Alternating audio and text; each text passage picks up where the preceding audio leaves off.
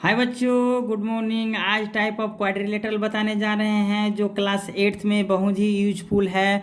अब ये type of quadrilateral कितने प्रकार के होते हैं? तो जनरली टाइप ऑफ क्वाड्रिलेटरल 6 प्रकार के होते हैं।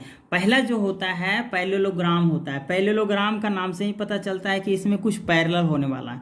तब चलिए पैरेलल की जब बात किया तो इसका ऑपोजिट साइड जो होता है, ऑपोजिट साइड आर इक्वल होता है पहला, और ऑपोजिट एंगल आर इक्वल होता है। ऑपोजिट एंगल आर इक्वल होता है। और देखिए ए साइड और ए साइड जो होता है पैरेलल होता है। ए साइड और ए साइड पैरेलल होता है तो ए और बी पैरेलल हम यहाँ पे डी सी लिख सकते हैं, ठीक है। और अपोजिट साइड जब इक्वल होता है तो यानी कि इतना इक्वल टू इतना लिख सकते हैं, तो ए बी इक्वल टू हम लिख सकते हैं डी सी। और दूसरा लिख सकते हैं A D equal to A और D, A D equal to हो जाएगा आपका बी सी। ये हो गया प्रॉपर्टी ऑफ ए पैरेललोग्राम। अगर इतना रहा, हाँ, अपोजिट एंगल आर इक्वल होता है तो एंगल हम लिख दिए यहाँ पे, एंगल दोनों इक्वल हो गया।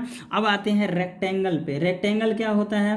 रेक्टेंगल जो होता है वो उसका ऑल साइड नहीं इक्वल होता है। अभी स्क्वायर की बात नहीं कर रहे हैं, इसका अपोजिट साइड ए साइड और ए साइड आपका इक्वल हो जाएगा। नाम दे देते हैं ए बी सी और डी, और ए साइड इक्वल होगा। यानी कि हम बोल दें तो ए बी इक्वल टू हो जाएगा डी सी, और यहाँ पे ए डी इक्वल टू हो जाएगा बी सी। ये दोनों साइड इक्वल में होता है। हाँ, और इसका एक और प्रॉपर्टी है कि इसका एंगल जो होता है इन साइड में, यानी कि एंटीरियर एंगल, वो 90 डिग्री होता है। कितना होता है?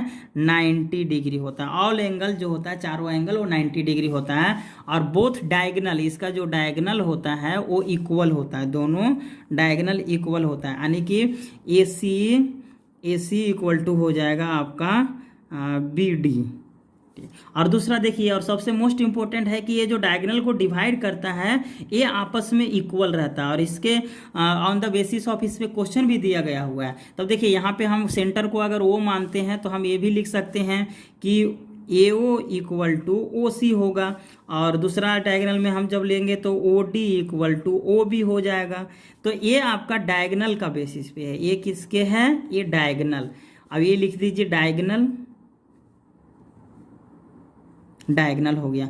और ये जो है डायगोनल दोनों तो इक्वल हो गया था। अब ये क्या है? ये है आपका साइड, और एंगल इसका कितना हो जाएगा? Angle 90 degree each. ये हो गया प्रॉपर्टी। अब ये चीज़ स्क्वायर में आते हैं तो चलिए स्क्वायर में बता रहा है हमारा कि स्क्वायर में चारों साइड इक्वल होता है। All side are equal, all side are equal होता है। पहला प्रॉपर्टी हो गया फर्स्ट का।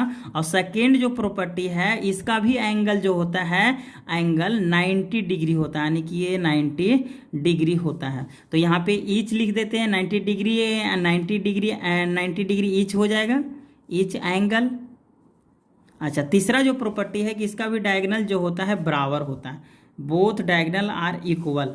क्या हो जाएगा तीसरा property? Both diagonal are equal. Both diagonal are जो इक्वल। और चौथा है, चलिए रोम्बस में। रोम्बस में हम देख लेते हैं कि क्या होता है। तो rhombus is just like square होता है। इसका भी क्या होता है? चारों साइड इक्वल होता है। रोम्बस का चारों साइड इक्वल होता है, ठीक है। तो अभी ए बी सी डी, तो जो चारों साइड इक्वल होता है तो A B equal to B C equal to A B equal to B C equal to D C equal to A D, ये लिख सकते हैं। और इसका डायगोनल जो होता है वो डायगोनल इक्वल, या इसका डायगोनल जो होता है इक्वल होता है। इसका डायगोनल जब इक्वल होता है तो यही लिख देते हैं A C equal to A C equal to हो जाएगा आपका बी डी। ये हो गया। और इसका इन साइड का जो ये एंगल होता है वो 90 डिग्री का डिवाइड करता है। ये अंदर सेंटर पर का एंगल 90 डिग्री डिवाइड करता है। अब चलते हैं ट्रेपेजियम। तो जब ट्रेपेजियम में देखिएगा तो ट्रेपेजियम का दो साइड जो होता है वो पैरेलल होता है। जैसे ए साइड और ए साइड, ये दोनों साइड जो होता है आपस में पैरेलल होता है। ये दोनों साइड पैरेलल होता है। अब देखिए ट्रेपेजियम में हम यहाँ पे लिख सकते हैं A B parallel to DC, ये हो गया।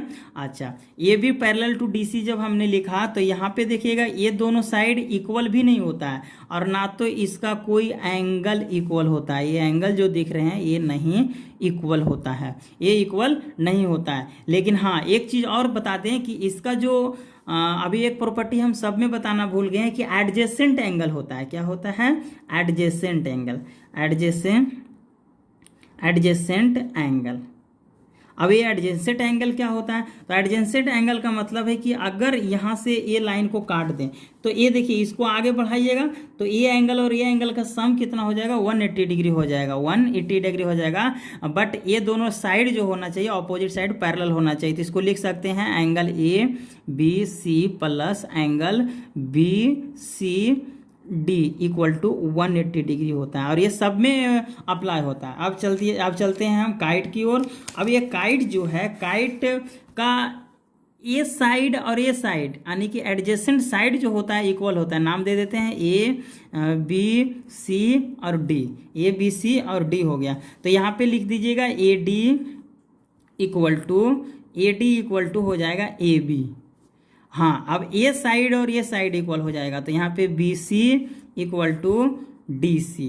ये अब इसका जब डायगोनल आप बनाइएगा, यहाँ से डायगोनल जब बनाइएगा तो डायगोनल दोनों इक्वल नहीं होता है। लेकिन एक प्रॉपर्टी है कि एक डायगोनल, ये जो शॉर्टेस्ट डायगोनल होता है वो आपस में इक्वल होता है। तो यहाँ पे लिख दीजिएगा डायगोनल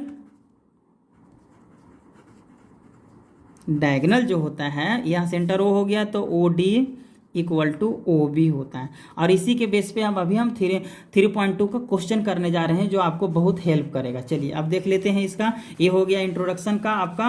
अब इस पे क्वेश्चन दे देते हैं। क्वेश्चन क्या है? देखिए पहला क्वेश्चन कह रहा है give the parallelogram of ABCD complete each statement. अभी इसके स्टेटमेंट है जो हम इंट्रोडक्शन वीडियो बताए थे उसी से बन जाएगा। ये कह रहा है कि एक पैरेललोग्राम है हमारे पास, तो A और D के बराबर क्या होगा? देखिए A और D, तो A और D के बराबर क्या होगा? A और जब D आप देखिएगा तो इसका अपोजिट A और D यहाँ पे है तो वो इसके इक्वल क्या होगा? BC हो जाएगा। ABC आंसर आ जाएगा, AD के बराबर BC हो जाएगा। अब चलिए यहाँ पे लिखा है कि एंगल DCB, यानी कि किस एंगल की बात कर रहा है? D पकड़ो पहले, तो D यहाँ पे पकड़ लिए और C ये पकड़ लिए और B, यानी कि A जो एंगल है वो किसके बराबर है? तो वो एंगल उसका अपोजिट एंगल के बराबर होगा। तो अपोजिट एंगल का क्या हो जाएगा? Angle equal to angle DAB, ये DAB के बराबर है। अब कह रहा है OC, तो देखिए सेंटर में वो है और C, तो इधर का साइड है इसके इक्वल हो जाएगा, है ना। तो यहाँ पे लिख दिए हैं दोनों इसका बराबर इसका है। अब एडजेसेंट एंगल की बात बोल रहा है, angle DAB plus angle CDA। तो देखिए DAB कहाँ है? DAB ये एंगल का और एंगल CDA, यानी ये दोनों एंगल का सम कितना होगा? तो 180 डिग्री होगा। अब चलिए अगला क्वेश्चन सेकंड में चलते हैं। सेकंड क्या कह रहा है? सेकंड में कह रहा है कि find the value of x, y और z का। x, y और z का वैल्यू दिया गया है, जो दिया गया देखिए ये एंगल जो है आपका, ये है हमारे पास y और ये एंगल जो है हमारे पास z है और ये एंगल का दिया हुआ है 100 डिग्री और ये एंगल जो है हमारा x है। अब इसका नाम दिया हुआ है क्वेश्चन में देखिएगा तो DCB और A। तो देखिए यहाँ पे हम क्या करते हैं, हमको पहला एंगल निकालना है y इक्वल टू क्या होगा? तो y इक्वल टू हो जाएगा, देखिए इसका अपोजिट साइड पैरेललोग्राम का इक्वल है तो ये 100 है तो ये भी 100 हो जाएगा, तो ये का ये आंसर निकल गया। अच्छा अगला देखते हैं। अगला ये कहता है कि इसका एडजेसेंट एंगल जो है वो 180 डिग्री हो जाएगा। तो अब चलते हैं, एडजेसेंट एंगल कौन है? 100 डिग्री और प्लस x डिग्री। एडजेसेंट तो एक लाइन पे जो रहता है और पैरेलल का अपोजिट में जो रहता है। तो देखिए पैरेलल है ये दोनों, इसका अपोजिट में ये, तो 100 plus x equal to 180 degree, यानी कि x यहीं पे छोड़ देंगे, इसको उधर लेके जाएंगे तो 180 डिग्री माइनस 100 डिग्री, तो ये इसका x का आंसर आ जाएगा 80 डिग्री आंसर आ जाएगा। ये हो गया आपका ये x इक्वल टू। अब देखिए x इक्वल टू निकल गया तो x का अपोजिट में z है, तो x का अपोजिट में z है तो इसका मतलब कि यहाँ पे z का जो एंगल होगा वो भी 80 डिग्री आ जाएगा। ये आंसर कंप्लीट हो गया। अब चलते हैं इसका सेकंड पार्ट में। सेकंड पार्ट में दिया हुआ है कि ये x है और इसका ये जो है ये है z है और ये जो है y है। और ये जो दिया हुआ है एंगल 50 डिग्री दिया हुआ है। तो अभी पैरेललोग्राम है ये, तो पैरेललोग्राम है तो ये 50 है, तो यहाँ पे एंगल ये क्या होगा, ये 50 हो जाएगा, ये 50 मिले। और इसका एडजेसेंट, इसका लीनियर पेयर देखिए, यहाँ पे लिखिएगा लीनियर पेयर, लीनियर पेयर। तो लीनियर पेयर क्या हो जाएगा, तो लीनियर पेयर जब हम बात कर रहे हैं यहाँ पे, तो लीनियर पेयर ये जो होता है, ये एक लाइन का इधर का एंगल और इधर का एंगल का सम जो होता है 180 डिग्री होता है। तो 50 डिग्री और plus Z degree equal to 180 degree, 180 degree. तो जेड इक्वल टू क्या हो जाएगा, 180 डिग्री माइनस 50 डिग्री, ये हो गया 180 डिग्री माइनस 50 डिग्री, यानी कि यहाँ पे आ गया 130 डिग्री, ये जेड के बराबर। तो देखिए ये जेड के बराबर आ गया, और जेड का देखिएगा ये है, तो ये जेड तो हमको निकल गया। अब आते हैं यहाँ पे, देखिए अब हमको निकालना क्या है, ए एंगल और ए एंगल निकालना पड़ेगा। तो देखिए ए जो है इसका एडजेसेंट एंगल यहाँ पे 50 डिग्री था, तो ये भी कितना हो जाएगा, ये दोनों का सम 180 डिग्री होगा। तो यहाँ पे अभी जैसे ये दोनों का निकाले थे, तो सेकंड कंडीशन में x plus 50 degree equal two adjacent angle से, वहाँ तो लीनियर पेयर से निकाले थे 180 डिग्री, तो यहाँ पे भी x इक्वल टू आ जाएगा 180 डिग्री और माइनस 50 डिग्री, यानी कि x इक्वल टू 130 डिग्री। जब 130 डिग्री आ गया x का, तो x का अपोजिट में कितना है, वो 22 डिग्री, तो यहाँ पे 22 इक्वल टू भी आ जाएगा 130 डिग्री, क्योंकि पैरेललोग्राम का अपोजिट एंगल जो होता है इक्वल होता है, वो हम नहीं प्रॉपर्टी बोल रहा है। चलिए ये हो गया। अब अगला चलते हैं। अगला देखिए थर्ड क्वेश्चन में दिया हुआ है, ये है आपका 22 और ये है आपका जेड, और ए एंगल जो है 90 डिग्री है और ए एंगल है आपका 30 डिग्री। तो हमको निकालना क्या है, एक्स बाई जेड निकालना है। तो देखिए ये जब 90 है, तो यहाँ पे ये 30 दिया हुआ है, तो इधर भी 90 होगा।